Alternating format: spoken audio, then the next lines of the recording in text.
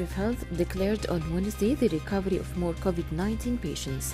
The ministry said in a statement that laboratory tests confirmed that these cases were cured of the virus-caused ailment. The recovery cases will be shifted to the rehabilitation ward of the hospital, specialized for hosting coronavirus cases, pending their discharge over the next few days.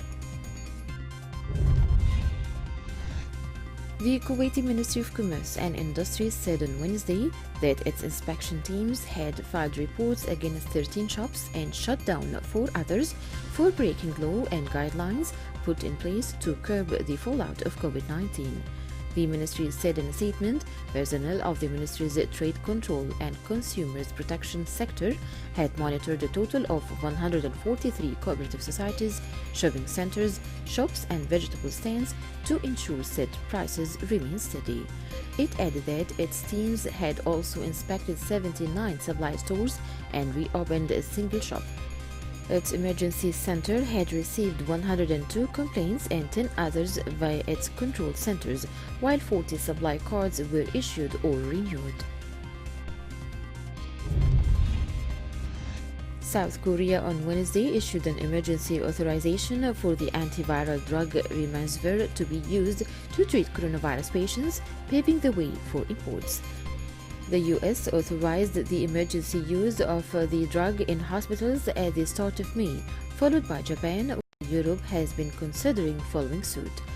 The Food and Drug Safety Ministry said the South Korean government review of the drug research said it had proven clinically meaningful in cutting patients' recovery times. It will work with manufacturer Gilead Sciences to expedite the first shipment of imports, it added, without offering further details of pricing or quantities. According to a tally by Johns Hopkins University, COVID-19 killed another 1,081 people in the United States in the 24 hours leading to early Wednesday morning. According to the Baltimore-based school, that means 106,180 people have so far officially died from the virus out of 1,831 official cases. The U.S. has had by far the most COVID-19 cases and deaths of any country in the world.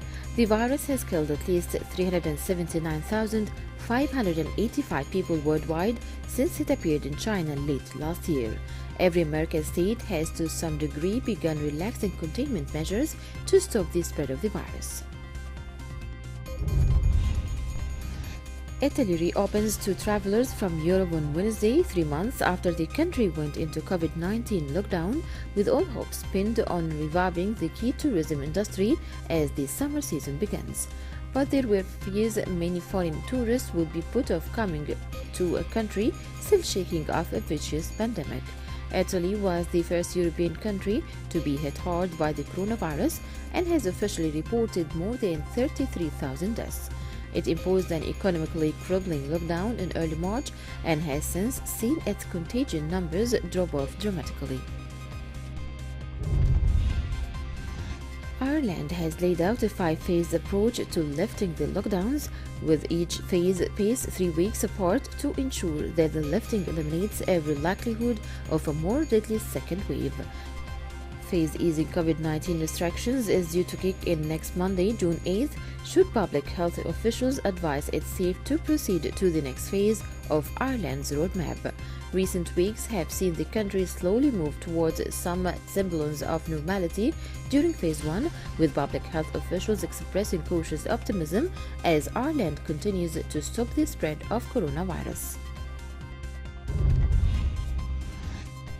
Norway, which chairs a group of international donors to the Palestinians, urged Israel on Wednesday not to annex parts of the occupied West Bank. Norway heads the Ad Hoc Liaison Committee, which met on Tuesday to discuss Israel's plan to extend its sovereignty to Jewish settlements and the Jordan Valley in the West Bank, occupied territory that Palestinians seek for a state. Foreign ministers said that any unilateral step would be detrimental to the peace process, and annexation would be in direct violation and contravention of international law. Norway helped to broke the 1993 and 1995 Oslo Accords, which provided for interim and limited Palestinian self-rule in the occupied territories and initiated a now moribund long-term peace process. Iranian media reported Wednesday that national scientist Sirius Asghari has arrived back in the Islamic Republic of Iran after being released from prison in the United States.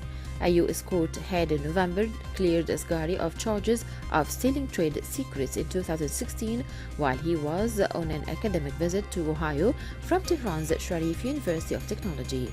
The 59-year-old said in March that the U.S. Immigration and Customs Enforcement Agency was holding him at Louisiana Detention Center and refusing to let him to return to Iran despite his extradition. Tens of thousands of people took to the streets of major U.S. cities on Wednesday for an 8th consecutive night of protests over the death of a black man in police custody, defined pleas by mayors as well as restrict curfews and other measures meant to curtail them. Major marches took place in Los Angeles, Philadelphia, Atlanta, and New York City, as well as in Washington, D.C., near the park where demonstrators were cleared on Monday to make a path for President Donald Trump so he could walk from the White House to a historic church for a photo. Although rallies on behalf of George Floyd and other victims of police brutality have been largely peaceful during the day, after dark each night, crowds have turned to rioting, vandalism, arson, and looting. On Tuesday night, 5 police officers were hit by gunfire in 2 cities. Tear gas choked Paris streets as riot police faced off with protesters setting fires Wednesday amid growing global outrage over George Floyd's death in the United States, racial injustice, and heavy-handed police tactics around the world.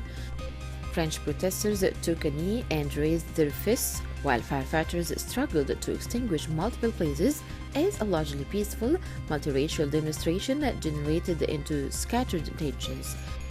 Several thousand people defied a virus-related ban on protests to pay homage to Floyd and Adama Traoré, a French black man who died in police custody. Electric scooters and construction barriers went up in flames, and smoke strained a sign reading "Restaurant open" on the first day French cafes were allowed to open after nearly 3 months of virus lockdown. Mumbai authorities ordered offices and factories to shut and people to stay home on Wednesday, reversing a move to ease the COVID-19 lockdown as the Indian megacity faced its first cyclone in more than 70 years. Forecasters said the cyclone Nisarga was expected to make landfall near the coastal town of Alibag, around 100 kilometers south of Mumbai, Wednesday afternoon. Maharashtra state, of which Mumbai is the capital, and neighboring Gujarat have evacuated at least 100,000 people to safer locations and ordered fishermen not to go out until the storm passes. Airlines, airports, and insurers across Asia are bracing for the prospect of unusually high damage as the region's tropical storm season begins, as hundreds of aircraft grounded by the coronavirus pandemic can't be moved easily. Major airports in storm-vulnerable regions such as Hong Kong, Taiwan, Japan, the Philippines, Thailand, and India have been effectively turned into giant parking lots as COVID-19 travel restrictions choke demand. In guidance to be issued to airport operators this week, the trade group Airports Council International warns that flying the planes out of danger, the practice in normal times, may not be possible. It says extra precautions such as more tie-downs could be needed.